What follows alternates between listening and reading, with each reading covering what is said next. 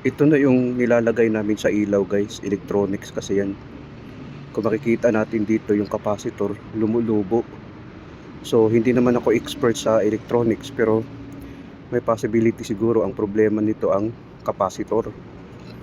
At saka hindi ko rin alam guys kung bakit lumubo yung capacitor. Sa mga magagaling dyan sa electronics, baka pwede kayo mag-comment guys para naman mabasa ko. Kung makikita natin guys, pareho lang naman ang value ng kanilang capacitor. So minabuti kong palitan dahil lumubo na rin eh. Pero hindi ko talaga alam kung bakit lumubo yung capacitor, kung anong kadahilanan bakit siya lumubo.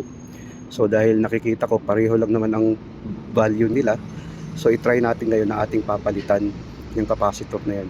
Kasi nga ano eh, kumukurap-kurap yung ilaw. Kung makikita natin guys, so nagtataka ako, yung capacitor na yan, bumuuno, ano ba yan, bumubukal-bukal. Kumbaga bumubula-bula.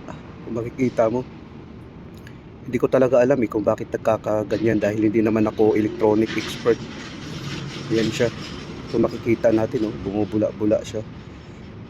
Sa mga eksperto guys sa electronics, alam nila ito. Pwede kayong mag-comment para naman mabasa din ng mga baguhan, at least meron din silang idea.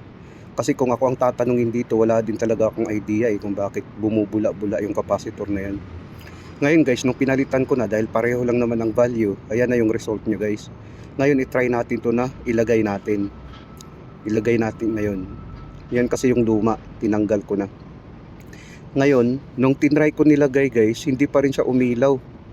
Ang problema, nagkakaroon ng spot yung bagong capacitor na nilagay ko. Dahil pala, ang problema pala niyan, negative to negative pala dapat at positive to positive.